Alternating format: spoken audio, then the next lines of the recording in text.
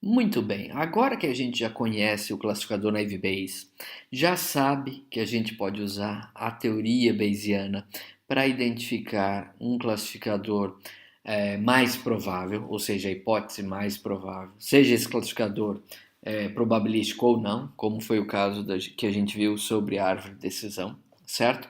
A gente vai fechar a unidade trabalhando com mais um tipo de modelo probabilístico que é um pouquinho mais elaborado do que o Naive Bayes. A gente viu, na verdade, que o Naive Bayes é a versão mais simples de modelos probabilísticos para classificação que a gente pode ter, certo?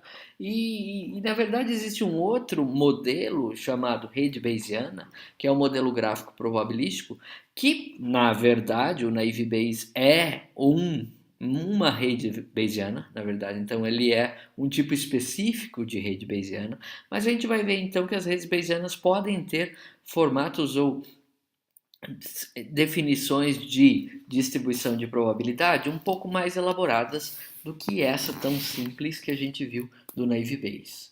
Em outras palavras, a gente pode usar modelos probabilísticos que não sejam tão simplificados e que não assumam a independência condicional de uma maneira tão forte para todas as variáveis, certo? E mesmo assim manter o esforço computacional requerido para se trabalhar com esses modelos é um esforço aceitável. Tá? Então, esse novo modelo probabilístico que a gente vai ver é chamado de redes Bayesianas. E esse termo Bayesiano, eu quero só trazer para vocês algumas informações a respeito da ideia da probabilidade Bayesiana, tá? E vem lá do século XIX, então, a ideia de usar aquilo que nós já vimos no Naive Bayes, de usar a verossimilhança ou a likelihood para trabalhar no cálculo da probabilidade condicional. Então, em outras palavras, eu disse para vocês que se eu quero calcular qual é a probabilidade da minha classe ser 1, por exemplo, dado que eu tenho os atributos A1, A2, A3, A4 e AN com os valores específicos, o que eu faço é uso o teorema de Bayes e calculo a probabilidade inversa, ou seja, qual a probabilidade de ter A1, A2, A3, A4, A5 e assim por diante, dado a classe, vezes a probabilidade a priori da classe. Né? Então, antigamente, lá no século XIX, já existia essa ideia de se trabalhar dessa maneira, mas o termo Bayesiano ainda não era forte. Tá? O pessoal trabalhava chamando isso de probabilidade inversa, mesmo já usando o teorema que é chamado hoje teorema de Bayes, certo? Então a grande ideia é fazer inferência partindo-se de dados em direção aos parâmetros e não ao contrário. Fica fácil a gente entender essa ideia se você parar para pensar da seguinte maneira. Quando você tem, por exemplo, um problema e você quer classificar um paciente se ele está doente ou não, ou, por exemplo, se ele está gripado ou não, faz sentido você saber que a gripe causa algumas manifestações no corpo que podem ser vistas como sintoma. Né?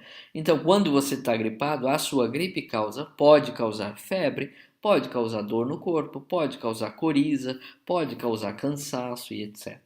Tá?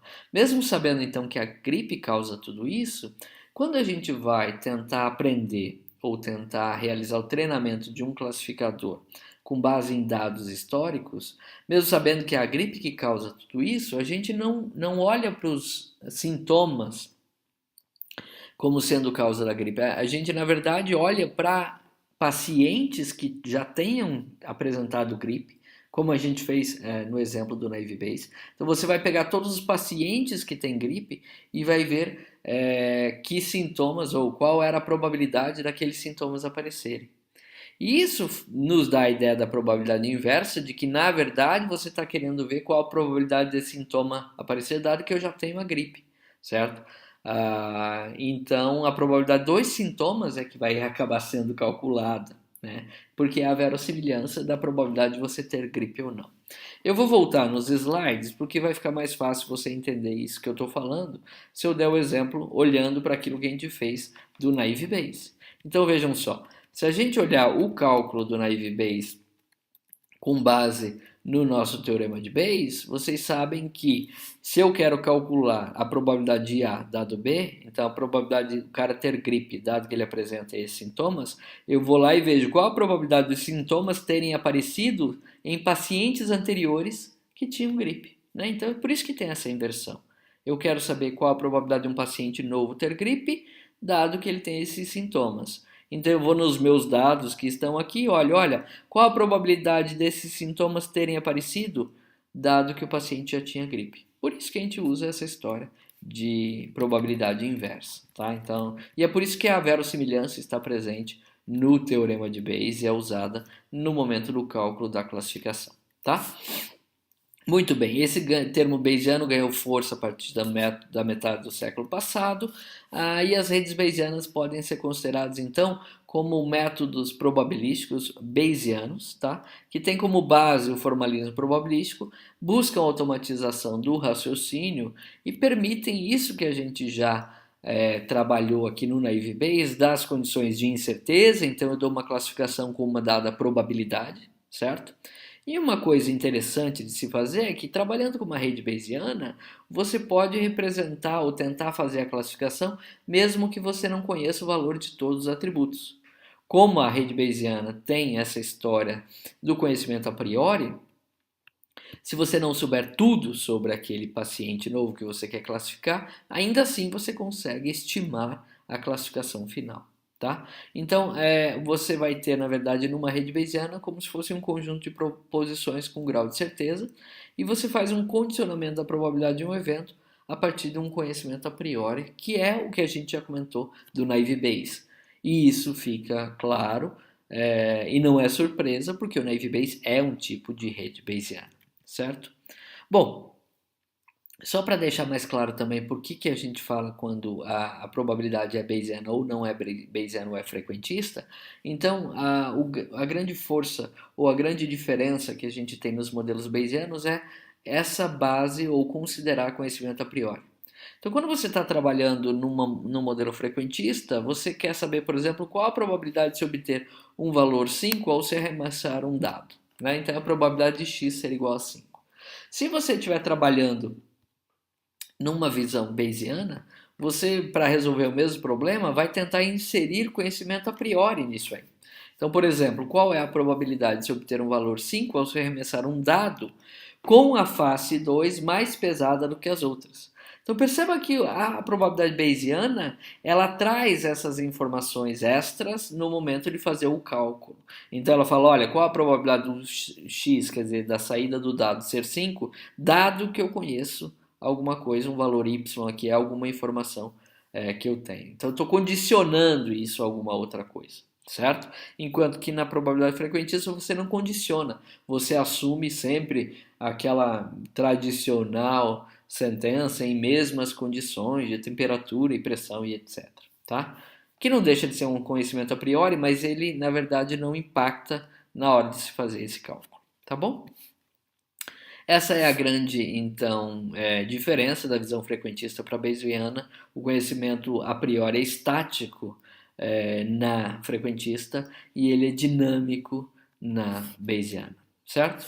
Para se utilizar a teoria da probabilidade em problemas práticos, quer dizer, para tentar resolver, por exemplo, uma tarefa de classificação e mineração de dados, o que a gente faz é criar modelos probabilísticos para isso. O Naive Bayes é, por exemplo, um modelo probabilístico que pode ser usado para classificação.